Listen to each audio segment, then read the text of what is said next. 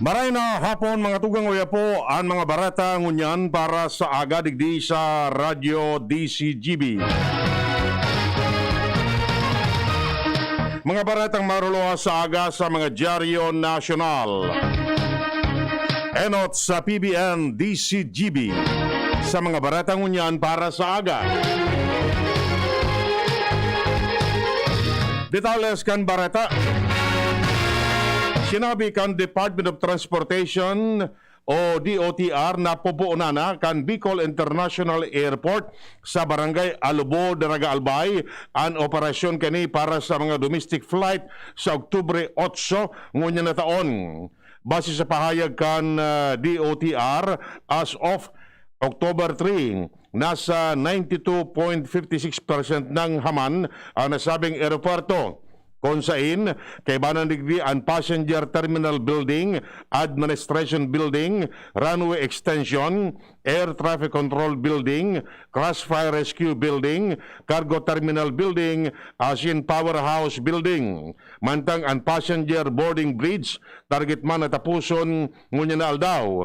Sinabi man kan DOTR na ang Bicol International Airport kayang mag-akomodar ng 2 milyones na pasaheros kada taon, asin pwede man magbukas nin mas dakol na oportunidad sa trabaho. Nangapodo ng COMELEC sa mga kandidato sa 2022 elections na amayan ang pagsumitir kan sa indang Certificate of Candidacy. Sinabi ni COMELEC spokesman James Jimenez na piglalauman ninda ang pagruso kan mga masumiter ni na COC sa Oktubre 7 asin 8. Siyang sinabi na masasayang ang oportunidad kan mga kandidato lalo na kung kulang ang mga kinakaipuhan na dokumento sa ultimong aldaw kan pagsumitir nin COC. Naniniwala man si COMELEC Commissioner Rowena Guanzon na kadakol pa ang maduman sa Harbor Garden Tent sa ultimong aldaw kan pagsumitir nin COC dahilan ta para sa inda maswerte ang numero 8. Kadaklan kan mga Pilipino nagtutubod na delikadong ipublikar o i-broadcast ang mga istoryang kritikal para sa administrasyon ni Presidente Rodrigo Duterte. Base sa survey kan Social Weather Station, 45% kan mga Pinoy ang nagtutubod na daini dapat gibuhon.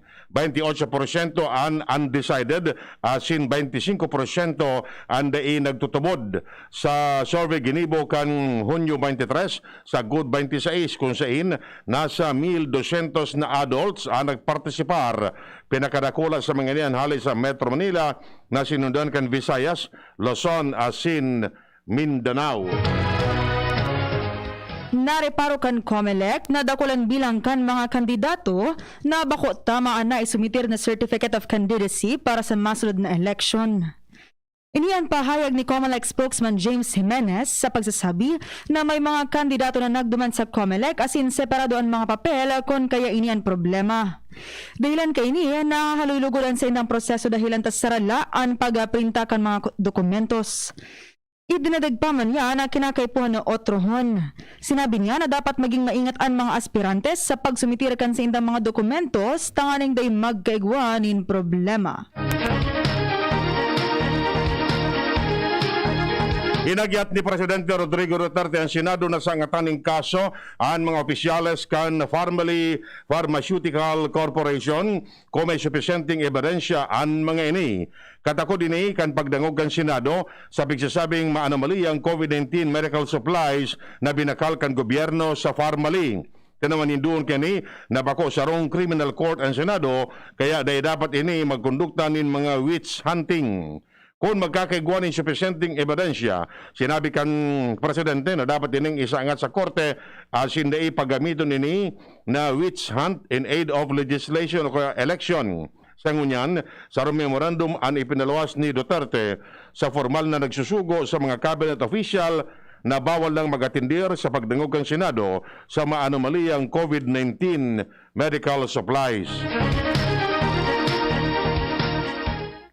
Sinabi ni Energy Secretary Alfonso Cusi, presidente kan PDP laban Cusi faction na ibubusol ninda ang tandem ninda Alkalde Sara Duterte Carpio kan Davao City asin Senador Bongo bilang mga pambato ninda kung na ini ang gustong mangyari ni Presidente Rodrigo Duterte. Siya sinabi na kung oo yun naninda ang tataramo ni Duterte, ang mangyayari iyon Sara Bong tandem. Sa ibong nalado, sinabi ni Cusi na day pa maninda ini natutukar kay Inday Sara. Idinadagdag pa man niya na may posibilidad man na si Sara ang maging pambato kan PDP laban para sa 2022 election. Miaras tanto, dagdag na barata halid dyan sa luwas. Nasa linya si Ans Galero. Ans, kamen. Daray na nagpagiramdam ang Civil Aviation Authority of the Philippines o kaap Area 5 sa panganot ni Area Manager Sins Tomanot sa kabos na may mga biyahe poon sa Oktubre 8 na day na sinda magdiretso sa Legazpi City Domestic Airport. Susog sa impormasyon, pinaluwas ni Kaap Region 5 o kayo ni Area 5 Manager Tomanot ang gabos na may flight Manila to Bicol to Manila, vice versa, dapat na mag-proceed daw kay magdiretso na sa Bicol International Airport dahil sa ito na formal na gagamito ninda na biyahe o kaya lugar kung saan magkakaiguan ng biyahe para sa mga aeroplano. Sigun kay Tomanot, kagad din ang kooperasyon na si pagsabot sa publiko may kinaraman sa nasambitan ng bagay dahil sa haloy naman ng bigahalat na ma-formalisar ang operasyon kan Bicol International Airport. Dagdag na bareta, Ans Galero, DCGP.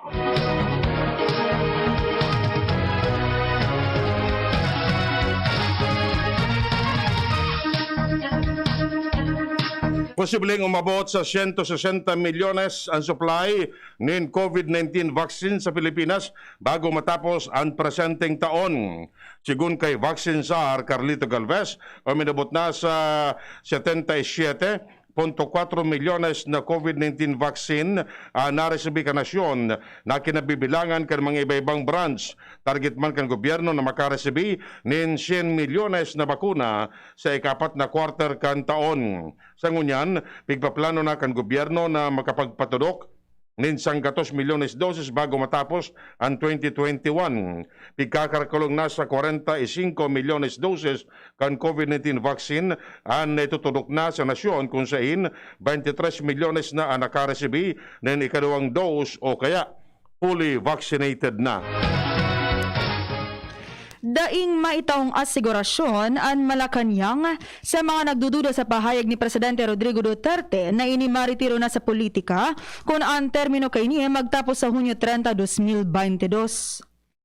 Iniyan kasimbaga ni Presidential Spokesman Harry Roque sa kahaputan kon talagang udok sa buot ang pahayag ni Duterte sa pagsasabi na kan 2015 nagsabi naman ang presidente na ini maritiro na sa politika as hindi makandidato para presidente sa na parehong day manangyari. Idinadagdag pa man ni Roque na day siya makakataonin garantiya kung talagang totoo na ang pagsasabi ni Duterte asin kung ang publiko duda sa mga pahayag kaini.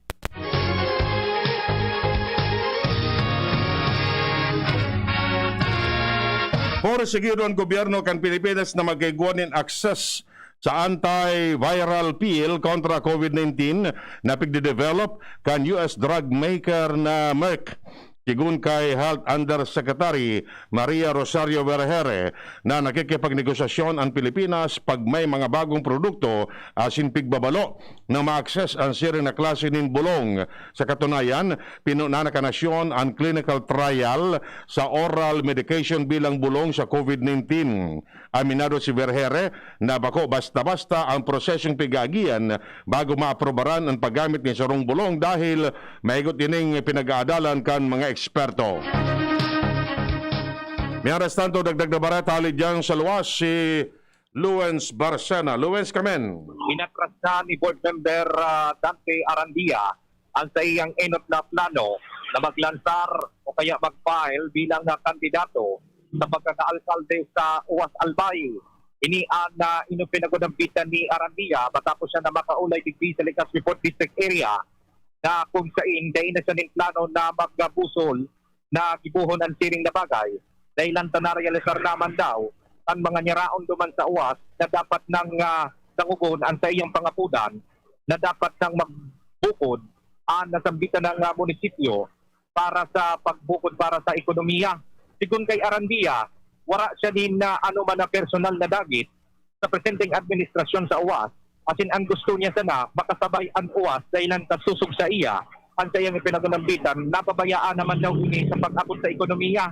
Kaya sigun kay Arandia una ini sa iyang pinagbupusol dahilan ta gusto niyang maglantar kan mga nakaliisnal daw tangani ng isabay sa komersyo ana uwas at hindi ni maging odyan sa ekonomiya.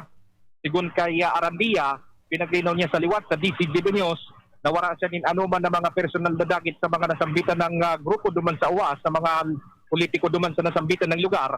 Alagad ang gusto niya sana mag-arasikaso tangani ng ang ekonomiya sa uwas, makuswas at maging kasabay naman kan pulanggi ating kan ligaw. Ato na, Luis, klaron ta, ano sabi mong inatras na pa, no?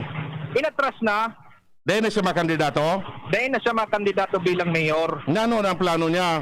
board member ulit, Board member Giraray, Roger, na rin siya ma-file.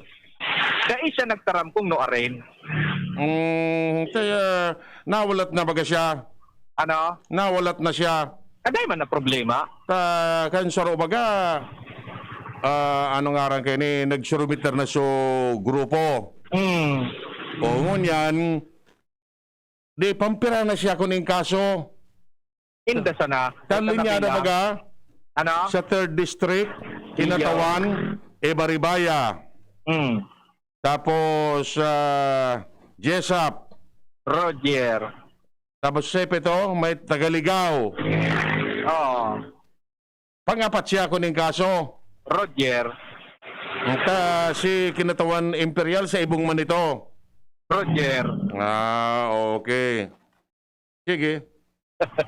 Roger. So yan sabi direct ang mga istorya alin dito sa liwas. Ako po, Sel Baby.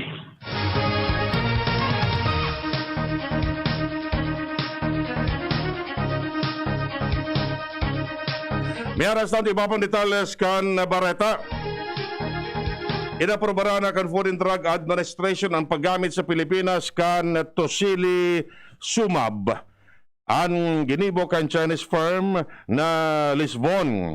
Ang Tosili Sumab bulong na pangontra sa seryosong epekto kan COVID-19 sa sarong tawo.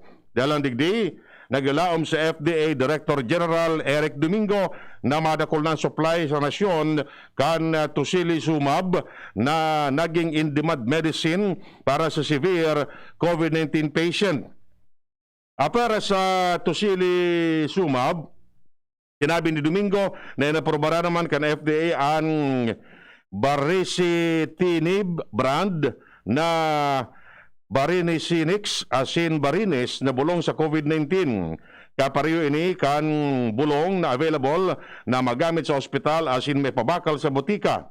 Sa ngunyan base sa datos o minubot na sa 120 licensed medical grade oxygen manufacturer ang nakaresibi din pag-aprobar sa FDA para mag-supply nin bulong sa bilog na nasyon. Maski sabihon pang malabog na ang pagkandidato ni Presidente Rodrigo Duterte sa pagiging Vice Presidente sa 2022 election, alagad, igwa pang posibilidad na mabago ang isip kay ni. Iniya nahihiling na posibilidad ni Energy Secretary Alfonso Cusi pamayo kan PDP laban kan hapoton kung posibleng mabago pa ang desisyon kan Presidente. Siyang sinabi na nagsabi na si Duterte na mapahingalo na ini sa bida politika, alagad, iyaon pa man giaray ang posibilidad na mabago pa ang isip ni Duterte. Sa ibong nalado, sinabi ni Cusi na seryoso na si Duterte na magretiro na sa politika. Siniguro kan Department of Health na nakamonitor sinda sa mga bagong developments sa bulong na Molnupiravir. Napigsasabing nakakatabang kontra sa COVID-19. Sigun kay Health Secretary Francisco Duque na nakatutok sinda sa mga pigigibong pag-aadal kan mga eksperto sa ibang nasyon may kinaraman sa nasabing antiviral drug. Sinabi niyang igwa ng approval para sa Emergency Use Authority ang Molnupiravir pero sa ibang nasyon asin bako sa Pilipinas. Katakor kini sinugo ni Duque ang Pharmaceutical Division kan Department of Health na maging proactive para sa nasabing bulong. Pig-iisipan ni na Oninda DOTR Secretary Arto Gade asin Labor Secretary Bebot Bello han sa indang plano na magkandidato para senador matapos na mag-atras na si Presidente Rodrigo Duterte na magkandidato para Vice Presidente sa masunod na eleksyon. Sinabi ni Energy Secretary Alfonso Cusi, pamayokan PDP laban na kan magdesisyon si Duterte na dain na maglaban para Vice Presidente, pigi-isipan hinda tugade asin belyo kon daisinda magsumitir nin Certificate of Candidacy dahil ta gusto nindang magkandidato na kasabay si Duterte. Sa ibang nalado, labos ang kandidatura ninda DPWH Secretary Mark Villar, PACC Chair Greco Belhica, Chief Presidential Legal Counsel Salvador Panelo, asin Presidential Spokesman Harry Roque. Uminabot na sa 536.7 milyones pesos na special risk allowance ang na-distribute na kan Department of Health sa mga healthcare workers sa nasyon. Sigun kay Health Secretary Francisco Duque, nakapalaman pa sa nini sa Batch 3 asin Batch 4 kan mga healthcare workers na makakaresibi ng SRA. As of October 4, pagkakakulong nasa 662.2 milyones pesos na SRA ang na-distribute na sa mga health facilities. Padagos man ang koordinasyon kan DOH sa mga pribadong hospital as in local government units para ma-distribute naman ang natatada na 1.3 bilyones pesos na SRA. Sa ngunyan, nagahagad pa manggararin ng fundo ang DOH sa gobyerno para mapaiwas pa ang sakop kan fundong tabang sa mga health workers sa nasyon. Sa kabilugan, uminabot na sa 15.3 bilyones pesos na benepisyo ang naresibi kan mga health workers sa tahaw kan kinakaatubang na pandemya dalan sa COVID-19. Mapirma ang gobyerno nin kontrata sa pagbakal nin maabot sa 6 milyones doses nin single-shot COVID-19 vaccine hali sa Johnson & Johnson. Iniyan pahayag ni Vaccine Czar Carlito Galvez sa pagsasabi na ngunya na semana mapirma nin kontrata sa J&J kung sa inini gagamiton para sa January allocation. Apwera kay niya, nakikipag-oron man ang gobyerno sa apat na vaccine manufacturers para sa pagbakalin mas dakol pang bakuna kontra sa COVID-19 para sa masunod na taon. Idinadagpa pa man ni Galvez na ang babakalon na day makulang sa 90 hasta 100 milyones doses.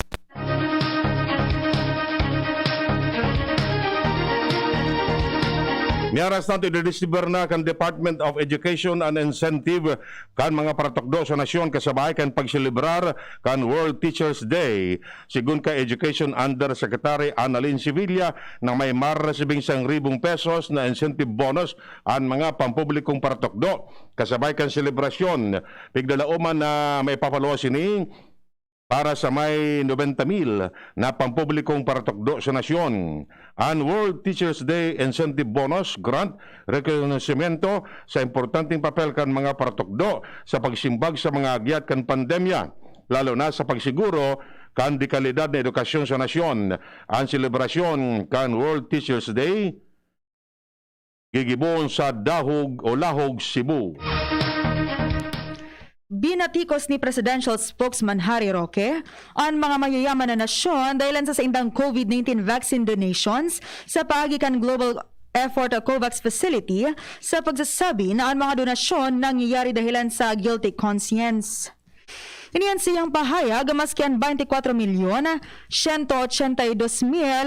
o 70 doses kan total na 77,410,640 doses ng COVID-19 vaccines na naidara na sa Pilipinas o 31.2% ang naidonar kan ibang nasyon sa pagikan COVAX Facility o direct donations. Niaras natin ipinalawas na ni Presidente Rodrigo Duterte ang memorandum na nagbabawal sa mga cabinet official na mag-atendir sa Senate hearing may kinaraman sa procurement kan gobyerno kan pigsasabing overpriced pandemic supply kan Pharmaceutical Corporation.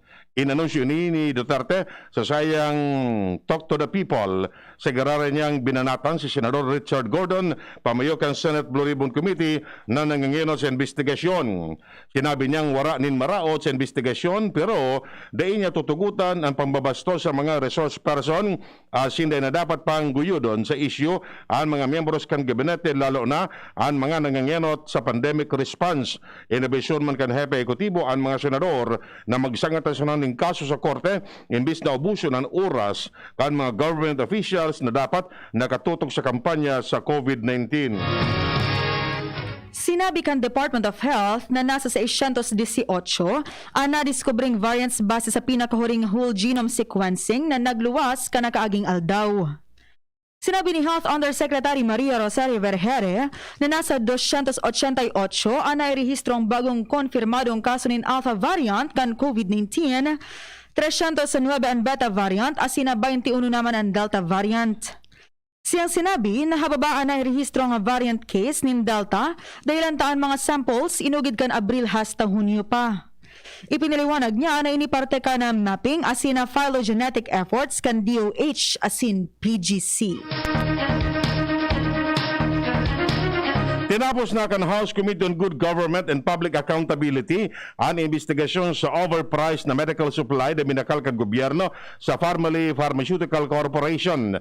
Ini matapos magampang si Crisel Mago kan Farmally sa pinakaultimong aldaw kan motu proprio investigation kan nasabing committee na pinamayuhan ni Diwa Party List Representative Michael Edgar Aglipay. Nagsentro ang investigasyon sa 2020 Annual Audit Report kan kaya Commission on Audit sa ibinalyo na fundo kan DOH sa Procurement Service kan DBM para ibakal ng pandemic supply. Sigun kay Aglipay, padagos ang pagbubusol kan mga kongresista sa hustisya asin katalingkasan sa kan pamamahayag na daing halong bullying asin pananakot. Inako ni Mago na naghagad siya ng protection sa Kamara dahil sa maray na pag-aapot kan mga kongresista na daing undue influence. Binawi man ni Mago ang nainot na pahayag kay ni sa Senate Blue Ribbon Committee na linoko kan formally ang gobyerno dalanta natako sa na siya na makulong kan mga senador. Sinabi kan Department of Health na 14 rehiyon sa nasyon ang nagsabi na nagbaba ang numero o nagbaba na ang numero kan RT-PCR test na ginibukan ng mga nakaaging semana kumpara kan mga enot na semana. Sinabi ni Health Undersecretary Maria Rosario Vergere na ang daily test sa Pilipinas nagbabaan ng 11.8% sa presenteng 7 dias na moving average na 69,055 na test. Sa ibang nalado, sinabi niya na sa anumpang mga rehiyon ang konsideradong high risk sa COVID-19.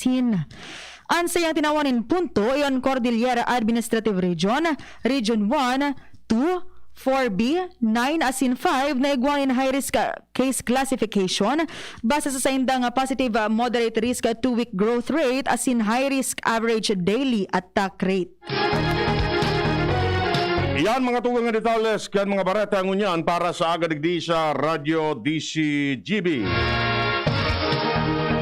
Sa pangara kan mga pagariba, Ronald Baldo sa Lado Technical. Kami po nagatod kan barata. Ako po si Francia May Boras.